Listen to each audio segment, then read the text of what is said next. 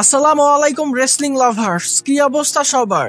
স্বাগত সবাইকে wrestling lovers নেটওয়ার্কের আরো একটি ব্র্যান্ড নিউ ভিডিওতে। ডিয়ার অডিয়েন্স, এই ভিডিওতে বর্তমান সময়ে রেসলিং জগতের কিছু হট টপিক এবং গুরুত্বপূর্ণ কিছু নিউজ আপডেট আপনাদের সঙ্গে শেয়ার করব। ভিডিও ভালো লাগলে ভিডিওতে লাইক দিবেন, চ্যানেলে নতুন হয়ে থাকলে চ্যানেলটি সাবস্ক্রাইব করে দিবেন। আজকের ভিডিও প্রথম আপডেটটা হলো the Viper the legend killer Randy অর্টনকে নিয়ে। ভেবেছিলাম র্যান্ডি অর্টনকে নিয়ে একটা গুড নিউজ দিব, তবে গুড নিউজটা কিন্তু আর গুড নিউজ নাই, এটা কিন্তু ব্যাড নিউজ হয়ে গেছে, আবার অনেকের জন্য স্যাড নিউজও। বিষয়টা হলো কয়েকদিন আগে কিন্তু আমি আপডেট দিয়েছিলাম যে ডিসেম্বরের শুরুর দিকে স্ম্যাকডাউনের শোতে কিন্তু র্যান্ডি অর্টন রিটার্ন করবে। অ্যাকচুয়ালি আগামী স্ম্যাকডাউনের শোতে কিন্তু র্যান্ডি অর্টনকে অফিসিয়ালি অ্যানাউন্স করা ছিল, তবে রিসেন্ট আপডেট অনুযায়ী আমরা আগামী স্ম্যাকডাউনে র্যান্ডি অর্টনের রিটার্ন দেখতে পাবো না। আগামী স্ম্যাকডাউনে র্যান্ডি অর্টন আসছে না। শুধু যে আগামী স্ম্যাকডাউনে র্যান্ডি অর্টন আসবে না, বিষয়টা কিন্তু এরকম না, বরং এই মাসেই আমরা র্যান্ডি অর্টনকে দেখতে পাবো না, বছরেও আমরা র্যান্ডি অর্টনের রিটার্ন দেখতে পাবো না। র্যান্ডি অর্টন যদি রিটার্ন করেও তাহলে সেটা 2026 সালের শুরুর দিকে, জানুয়ারি শুরুর দিকে, হয়তোবা 2026 সালের রয়্যাল রাম্বলে ফাইনালি র্যান্ডি অর্টন রিটার্ন করতে পারে। এর আগে হয়তোবা আমরা র্যান্ডি অর্টনকে দেখতে পাবো না। যদি কোনো কারণে এবছর র্যান্ডি অর্টন রিটার্ন করে তাহলে সেটা আমাদের জন্য অনেক বড় একটা বিষয়, তবে 10% পসিবিলিটিও নেই যে এবছর র্যান্ডি অর্টন আর রিটার্ন করবে। এবছর র্যান্ডি অর্টনের রিটার্ন করার কিন্তু আর কোনো পসিবিলিটি নেই। আর র্যান্ডি অর্টনকে না নিয়ে আসার পেছনে কোম্পানির যুক্তি হলো তার এখন বয়স হয়েছে, সে যদি এসে এখন ম্যাচের মধ্যে কম্পিট করে তাহলে সে ইনজুরিতে পড়বে। তো ভাই বিষয়টা হলো ইনজুরি ভয়ে যদি র্যান্ডি অর্টনকে বসানো হয় তাহলে এর থেকে ভালো তাকে রিটায়ার করিয়ে দেওয়া হোক, কারণ অ্যাকচুয়ালি সে ম্যাচের মধ্যে কম্পিট করলে ইনজুরিতে পড়বে। তো ইনজুরি ভয়ে তাকে বসিয়ে রাখা আর রিটায়ার করিয়ে বসিয়ে রাখা বিষয়টা কিন্তু একই রকম। এখানে কিন্তু কোম্পানি ফ্যান্সদের ইমোশন নিয়ে খেলতেছে। কি রকম ভাবে দেখেন, জন সিনা কিন্তু ডিসেম্বরের 13 তারিখে রেসলিং থেকে রিটায়ার করে নিচ্ছে, এরপরে কিন্তু সে আর কখনোই কোনো ম্যাচের মধ্যে কম্পিট করবে না। আমাদের কষ্ট হবে, তবে আমরা কিন্তু এই বিষয়টা মেনে নিয়েছি যে এরপরে তাকে আমরা কখনোই কোনো ম্যাচের মধ্যে কম্পিট করতে দেখতে পাবো না। আমরা কিন্তু আর হোপ রাখবো না যে জন সিনা ফিরে আসবে, জন সিনা ম্যাচ দেখতে পাবো, জন সিনা আবারও চ্যাম্পিয়ন হবে, এরকমটা কিন্তু আমরা ভাববো না। তবে র্যান্ডি অর্টন কিন্তু রেসলিং থেকে রিটায়ার করেনি, সে কিন্তু এখনো অ্যাক্টিভ সুপারস্টার। তো তাকে যদি রেসলিং না করিয়ে বসিয়ে রাখা হয় তাহলে কিন্তু আমরা ভাববই যে র্যান্ডি অর্টন কবে ফিরে আসবে, র্যান্ডি অর্টন কবে ম্যাচের মধ্যে কম্পিট করবে, সে আবারও কবে চ্যাম্পিয়ন হবে। তো এটা কিন্তু অ্যাকচুয়ালি ফ্যান্সদের ইমোশন নিয়ে খেলা বলে আমার কাছে মনে হয়। আর তাছাড়া কোথাও তো আমি একটা কমেন্ট দেখেছিলাম আমাদের এই চ্যানেলে কিংবা দ্বিতীয় চ্যানেলে, আমার ঠিক মনে পড়তেছে না, আমি অনেক খুঁজলাম, খুঁজে পেলে অবশ্যই দেখিয়ে দিতাম।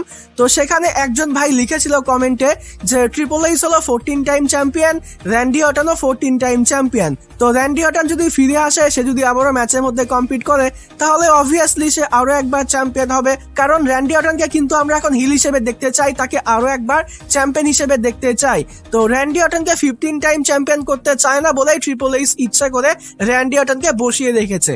তো এই বিষয়টা নিয়ে আমি তো কিছু বলবো না, এই বিষয়টা নিয়ে আপনাদের কি মতামত অবশ্যই এই ভিডিওতে কমেন্ট করে জানিয়ে দিবেন। তো এখানে অ্যাকচুয়ালি মূল আপডেটটা হলো র্যান্ডি অর্টন কিন্তু এবছর আর রিটার্ন করছে না, যদি সে রিটার্ন করে তাহলে সেটা 2026 সালে আগামী বছর। আশা করছি বোঝাতে পেরেছি। এবার আসি পরবর্তী আপডেটে। পরবর্তী আপডেটটা হলো গান্থারকে নিয়ে।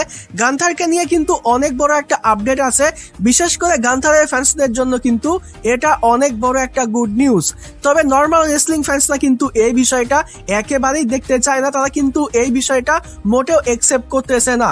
তো এখানে অ্যাকচুয়াল কাহিনীটা হলো গান্থার কিন্তু গোল্ডবার্গকে রিটায়ার করিয়েছে, আর এই বিষয়টাও আমরা সকলেই জানি। ডিসেম্বরের 13 তারিখে জন সিনার লাস্ট অপোনেন্ট কিন্তু গান্থারই হবে। যদিও বর্তমান সময়ে কোম্পানি গান্থার এবং এলএ নাইট দুজনকে নিয়ে ডিসকাস করতেছে যে অ্যাকচুয়ালি কাকে আসলে জন সিনার লাস্ট অপোনেন্ট করা যায়, তবে দিন শেষে গান্থারই যে জন সিনার লাস্ট অপোনেন্ট হবে এই বিষয়টা কিন্তু আমরা সকলেই জানি। তো এটা তো গেল একটা আপডেট। তবে এখানে মূল বিষয়টা হলো 2026 সালে কিন্তু এজে স্টাইলসও রেসলিং থেকে রিটায়ার করছে, এই বিষয়টা কিন্তু আমরা সকলেই জানি। তো আমি কিন্তু একটা আপডেট দিয়েছিলাম, আই থিঙ্ক গত পরশু দিনে আমাদের দ্বিতীয় চ্যানেলে হবে। তো আপডেটটা ছিল এরকম যে রেসেলম্যানিয়া 42 তে রোমান রেইন্স এবং কোডি রোডসের মধ্যে ম্যাচ হবে। এই ম্যাচের ব্যাপারে কিন্তু স্পেশালি একটা আপডেট আছে, সেটা নিয়ে ভিডিওর সামনের দিকে কথা বলবো। তো সেই ভিডিওতে আমি আপডেট দিয়েছিলাম যে রেসেলম্যানিয়া 42 তে রোমান রেইন্স এবং কোডি রোডসের মধ্যে ম্যাচ হবে, সিএম পাঙ্ক এবং ব্রন বেকারের মধ্যে ম্যাচ হবে, আর লেসনারের অপোনেন্ট হবে হলো গান্থার। তো গান্থার এবং ব্রক লেসনারের মধ্যে কিন্তু রেসেলম্যানিয়া 42 তে ম্যাচ হতে পারে। এই আপডেটটা কিন্তু আমি দিয়েছিলাম, এখনো বলতেছি এই ম্যাচটা হতে পারে, তবে এটাকে নিয়ে কিন্তু নতুন করে একটা আপডেট পাওয়া গিয়েছে। তো বলা হচ্ছে রেসেলম্যানিয়া 42 তে গান্থার এবং এজে স্টাইলস এর মধ্যে ম্যাচ হবে। সম্ভবত এই ম্যাচের মধ্যে এজে স্টাইলস রেসলিং থেকে রিটায়ার করবে। তো গান্থার কিন্তু এজে স্টাইলস কেও রেসলিং থেকে রিটায়ার করে নিচ্ছে। তো পরপর 3 জন সুপারস্টারকে কিন্তু গান্থার রেসলিং থেকে রিটায়ার করাচ্ছে। এবং পরবর্তী আপডেটে এই বিষয়টাও শোনা যাচ্ছে 2026 সালে তো হবে না, আই থিঙ্ক 2027 সালে হবে। তো যেখানেই হোক না কেন ব্রক লেসনার যখন রেসলিং থেকে রিটায়ার করবে, তো ব্রক লেসনারকেও কিন্তু রেসলিং থেকে রিটায়ার করাবে গান্থার। তো এই বিষয়টাই কিন্তু ফ্যান্সরা মোটেও একসেপ্ট করতেছে না যে ভাই গান্থারকে পুশ করবে, ভালো কথা, তবে এক এক করে প্রত্যেকটা সুপারস্টার যারা রেসলিং থেকে রিটায়ার করতেছে তাদেরকে যদি গান্থার রিটায়ার করায় তাহলে অন্যান্য সুপারস্টারদের কি হবে, যেরকম ব্রন বেকার আছে, ডমিনিক মিস্টেরিও আছে, মানে যারা কোম্পানির ফিউচার হবে, এ সকল সুপারস্টারদের কি হবে। এখানে গান্থার অ্যাকচুয়ালি ডিজার্ভিং একজন সুপারস্টার, সে অনেক ভালো একজন ট্যালেন্ট, সে কোম্পানির ফিউচার হতে পারে, তবে তার বয়সটা কিন্তু অলমোস্ট হয়ে গিয়েছে। এবং তাছাড়াও সে যদি একাই সকল রেসলারদেরকে রিটায়ার করায় তাহলে অন্যান্য সুপারস্টারদের কি হবে, এই বিষয়টা নিয়েই কিন্তু ফ্যান্সরা অনেক বেশি চিন্তিত। তারা কিন্তু এই বিষয়টা মোটেও একসেপ্ট করতে পারতেছে না। তো এই বিষয়টা নিয়ে আপনাদের কি মতামত, যে গান্থারের কি সকল রেসলারদেরকে রিটায়ার করানো উচিত? অবশ্যই কিন্তু এই ভিডিওতে কমেন্ট করে জানিয়ে দিবেন।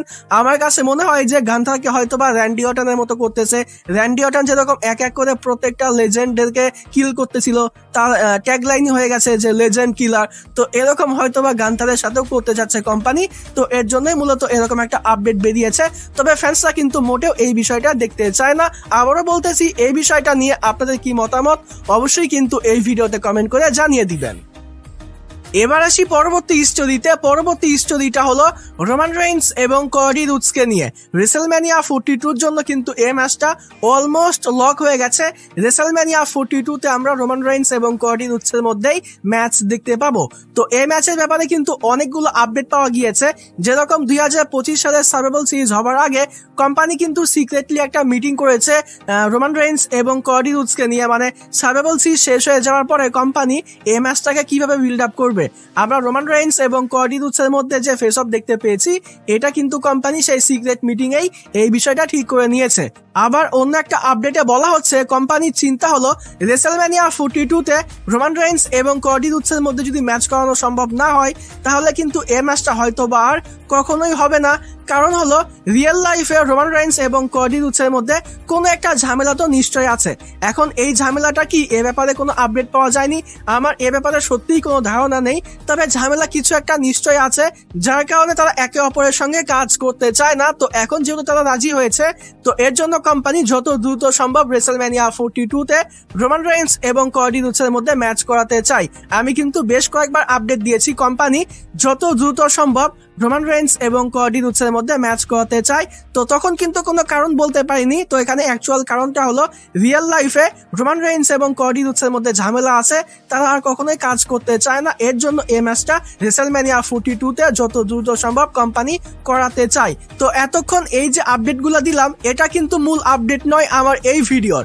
এখানে মূল আপডেটটা হলো আমরা যে রেসেলম্যানিয়া 42 তে রোমান রেইন্স এবং কোডি রোডসের মধ্যে ম্যাচ দেখতে পাবো, এটা কিন্তু কোম্পানির অ্যাকচুয়াল প্ল্যানিং ছিল না। কোম্পানির প্ল্যানিং ছিল রোমান রেইন্স এবং ব্রন বেকারের মধ্যে ম্যাচ করানোর। আমি কিন্তু বেশ কয়েকদিন আগে আপডেট দিয়েছিলাম যে রোমান রেইন্স এবং ব্রন বেকারের মধ্যে কোম্পানি ম্যাচ করাতে চায়।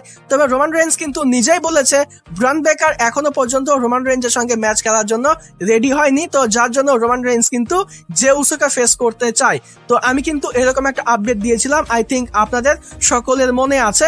এখনো পর্যন্ত রোমান রেইন্স কিন্তু সেটাই বলতেছে যে ব্রন বেকার কিন্তু রোমান রেইন্সের সাথে ম্যাচ খেলার জন্য এখনো পর্যন্ত রেডি হয়নি।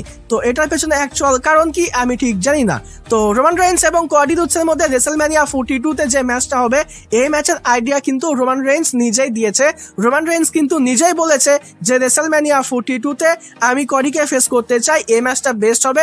অপরদিকে ব্রান বেকার এবং সিএম পাঙ্কের মধ্যে ম্যাচ করালে সেটা বেস্ট হবে। তো যেই দুইটা ম্যাচের ব্যাপারে আমি আপডেট দিয়েছি, তো এটা কিন্তু রোমান রেইন্সের প্ল্যানিং। রোমান রেইন্স কিন্তু নিজেই বলেছে সে কডি রোডসের সঙ্গে রেসলম্যানিয়া 42 তে ম্যাচ করতে চায়। তো এটা হলো অ্যাকচুয়াল আপডেট। রেসলম্যানিয়া 42 তে আমরা রোমান রেইন্স এবং কডি রোডসের মধ্যে যে ম্যাচ দেখতে পাবো, এটা কিন্তু রোমান রেইন্স নিজেই বলেছে।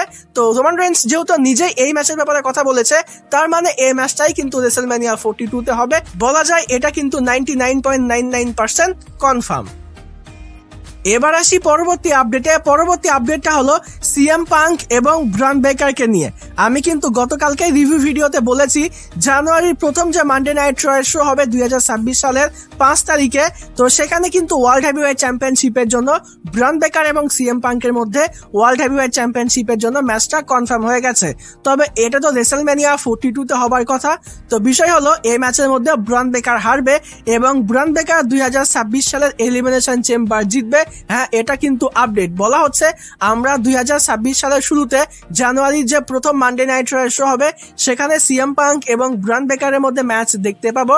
সে ম্যাচের মধ্যে ব্রান বেকার হারবে, সিএম পাঙ্ক এবং ব্রান বেকারের মধ্যে ফিউডটা কন্টিনিউ হবে এবং 2026 সালের এলিমিনেশন চেম্বারটা জিতবে ব্রান বেকার এবং সে চ্যালেঞ্জ করবে ওয়ার্ল্ড হেভিওয়েট চ্যাম্পিয়নশিপের জন্য সিএম পাঙ্ককে এবং রেসলম্যানিয়া 42 তে সে সিএম পাঙ্ককে হারিয়ে সে হবে নতুন ওয়ার্ল্ড হেভিওয়েট চ্যাম্পিয়ন। তো এখানে মূল আপডেটটা হলো জানুয়ারি 5 তারিখে সিএম পাঙ্ক এবং ব্রান বেকারের মধ্যে ম্যাচ হবে। 2026 সালের এলিমিনেশন চেম্বারটা ব্রান বেকার জিতবে এবং রেসলম্যানিয়া 42 তে সে সিএম পাঙ্ককে হারিয়ে সে হবে নতুন ওয়ার্ল্ড হেভিওয়েট চ্যাম্পিয়ন। আশা করছি এই আপডেটটা ক্লিয়ার হয়ে গেছে। এবার কথা বলি আজকের ভিডিওর সর্বশেষ আপডেট নিয়ে। আজকের ভিডিওর সর্বশেষ আপডেটটা হলো জেকাব ফাটুকে নিয়ে। জেকাব ফাটুকে নিয়ে কিন্তু গুড নিউজ পাওয়া গিয়েছে। বলা হচ্ছে জেকাব ফাটুর যে ইনজুরিটা, সেখান থেকে কিন্তু অলমোস্ট জেকাব ফাটু রিকভার করে নিয়েছে। সে কিন্তু এবার যে কোনো শোতে রিটার্ন করতে পারে, হয়তোবা আগামী স্ম্যাকডাউনের শোতেও কিন্তু জেকাব ফাটু রিটার্ন করতে পারে। আগামী স্ম্যাকডাউনের শোতে না হলেও এ মাসে কিন্তু 100% কনফার্ম জেকাব ফাটু কিন্তু রিটার্ন করবেই। যদি কোনো কারণে এ মাসে জেকাব ফাটু রিটার্ন না হয়, তাহলে জানুয়ারির শুরুতেই কিন্তু আমরা জেকাব ফাটু রিটার্ন দেখতে পেয়ে যাব। তবে সেটা অনেক দূরের কথা। আমার কাছে মনে হচ্ছে যে এ মাসেই কিন্তু জেকাব ফাটু রিটার্ন করবে, আর এটারই কিন্তু পসিবিলিটি সব থেকে বেশি। তো ডিয়ার অডিয়েন্স, এই ছিল আজকের ভিডিও। আশা করছি ভিডিওটি ভালো লেগেছে। ভিডিও ভালো লাগলে ভিডিওতে লাইক দিবেন, চ্যানেলে নতুন হয়ে থাকলে চ্যানেলটি সাবস্ক্রাইব করে দিবেন। আজকের মতো এখানেই বিদায় নিচ্ছি। যাবার আগে একটি কথাই বলতে চাই, যদি রেসলিং ভালোবাসো তাহলে আমরা সবাই এক টিম।